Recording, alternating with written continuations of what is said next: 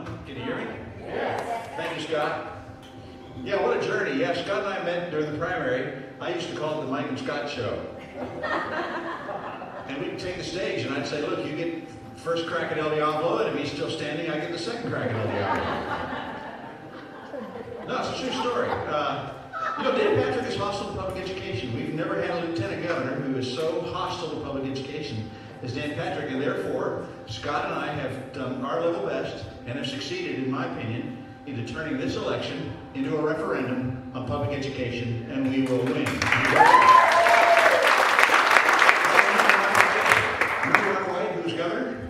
So he took me under his wing. I didn't know him before I ran for comptroller. I ran for comptroller in 2014. I'll mention that in a second. He called me. I about fell off the floor. I was just sitting in my campaign office. I didn't know anybody. The phone rings. Mike, this is Mark White. I thought I was going to faint. We had a nice conversation. He said, never forget this. Teachers got me hired. Teachers got me fired. And his point was, get the teachers behind you and you can win. Keep behind you and you can continue to serve. I believe that he's right. This is a referendum on public education, and often I'll cite the statistics. Why is it that we need public education? And I'll get into the business of kind of jobs we're going to create, and I'll get into the business of private schools and how vouchers are bad and how many students we have and how they're distributed. But often I just say, none of that matters. What matters is, what does Texas want? What do we as Texans want? And what we want are great public schools. And everywhere you go, that's what we want. Right? Are you with me? Yes. So we really don't need those statistics. This is a democracy. And if we want great public schools, then we just vote and we'll have great public schools. Let me just share with you, I know many of you, let me share with you why I'm in this in the first place.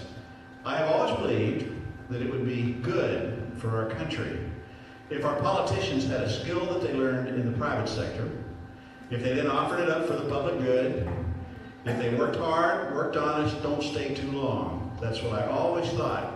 And I always knew that one day I would do something in public life, and I'm a certified public accountant. I mean, finance is my bag. You know the difference between an introverted and an extroverted accountant, don't you? You know the difference? The introvert looks at his shoes while he talks to you. The extrovert looks at your shoes while he talks to you. No, so accounting is what I do, CPA. And I really didn't fashion that I would go get involved in state politics. I knew I would do something in public life. I didn't think it would be state politics. But then one day, I was reading the Houston Chronicle before work. I was a partner at PwC at the time. This is in 2011. I'm reading the Houston Chronicle, and I read that we're going to cut public education by $5.4 billion. And the reason why we're going to do it is because we have a deficit coming. Do you remember that? And I immediately smelled a rat. Because property taxes pays for public education, doesn't it? And mine's going up. How is it that property taxes are going up? We have a deficit suddenly, we have to cut public education. And I thought, is it possible that we're being lied to by politicians in the great state of Texas? Yeah. Well, we were. My instincts were exactly right. They were gaming this. They cut public education deliberately. We did not have a deficit. We had a surplus. So I began to study. And then I got very angry. Public education, I'm passionate about public education for all the reasons that you are. I think we have a moral obligation to the young people in this state to make sure that they have a shot at being successful. When I think about the jobs we're going to create in 5 and 10 and 15 years, we've got to have critical thinking skills. These coconuts have to work.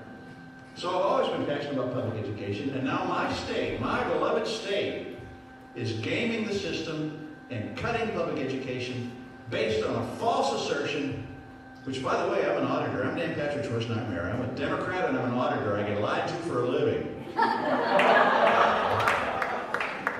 I got angry and I said, well, perhaps this is something out of work. But then what do you do? What do you do if you're angry? And you don't know anybody in politics. You don't know where to start. What do you do? How do you make a difference? It's a huge state. I didn't know what I was going to do.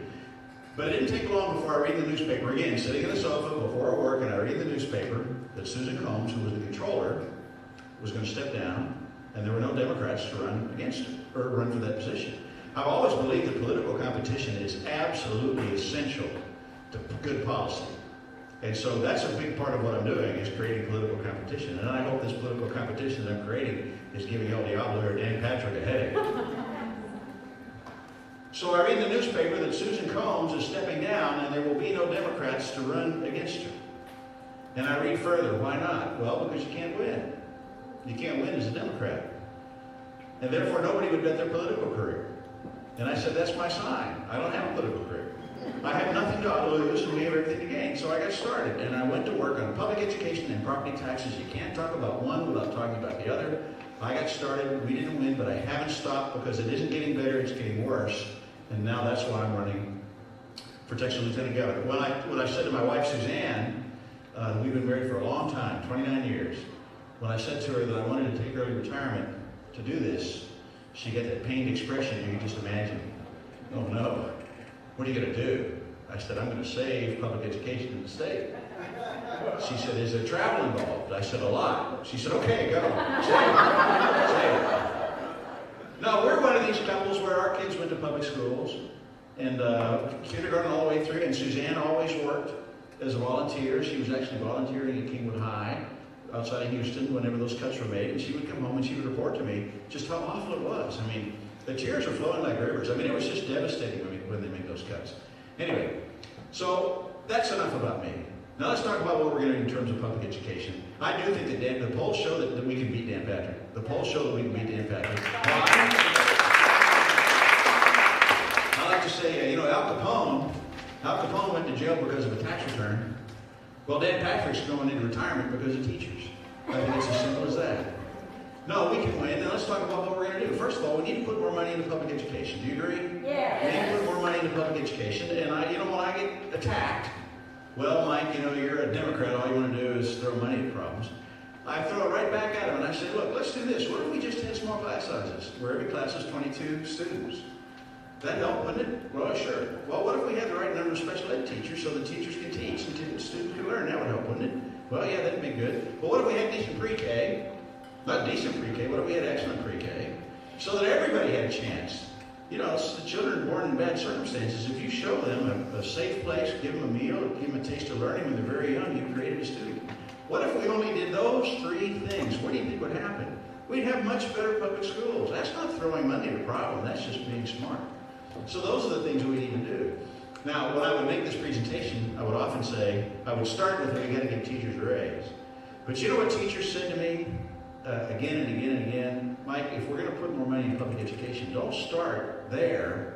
Start with class size and special ed teachers, because I got into this business to teach. That's what I really, really want to do.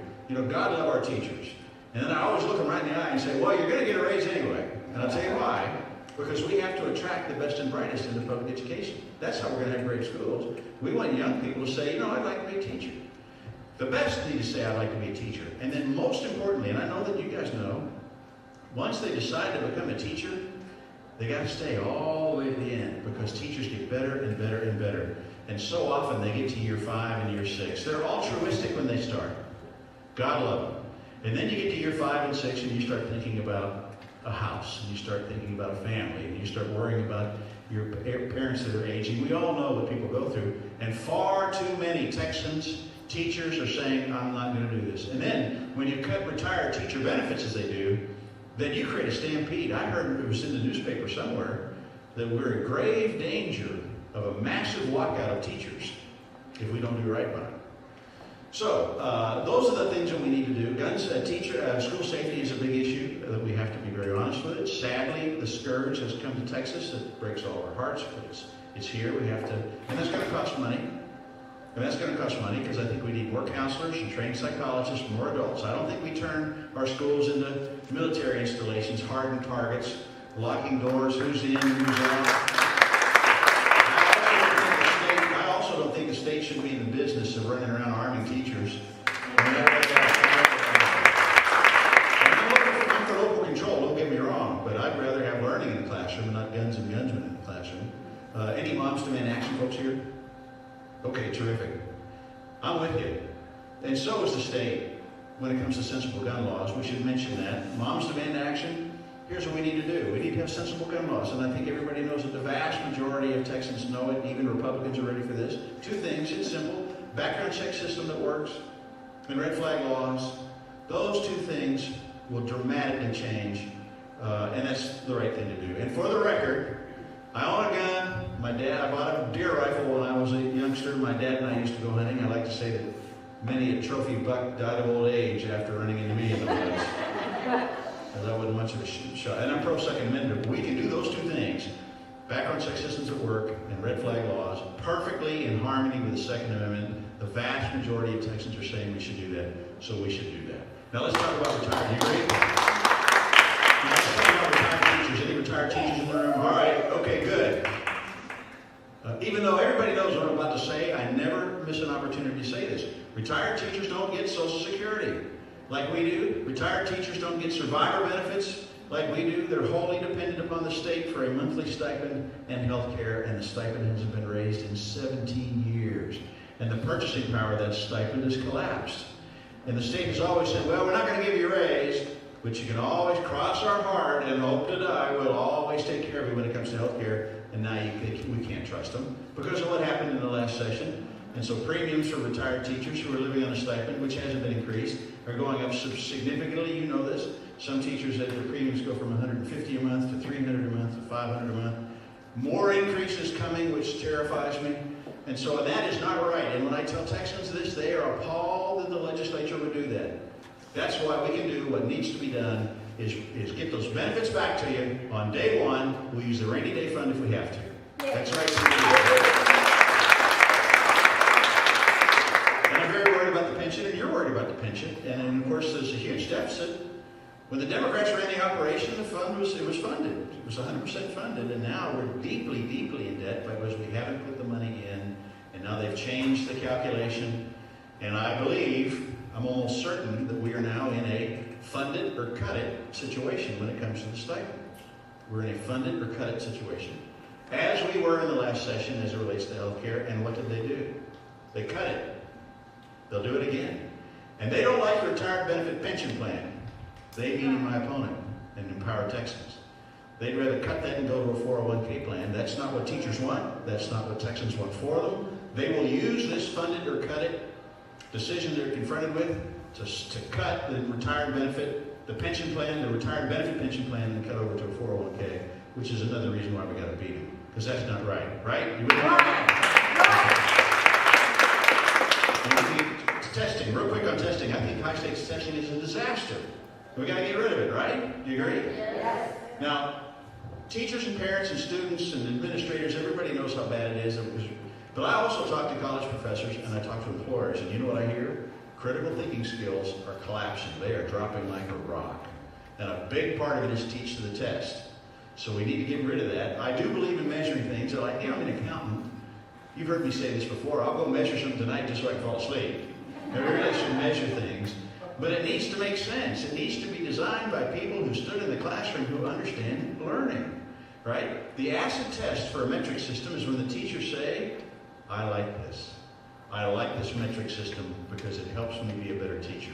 That's what we need to get to. And the high-stakes testing, gotta go. Do you agree? Yes.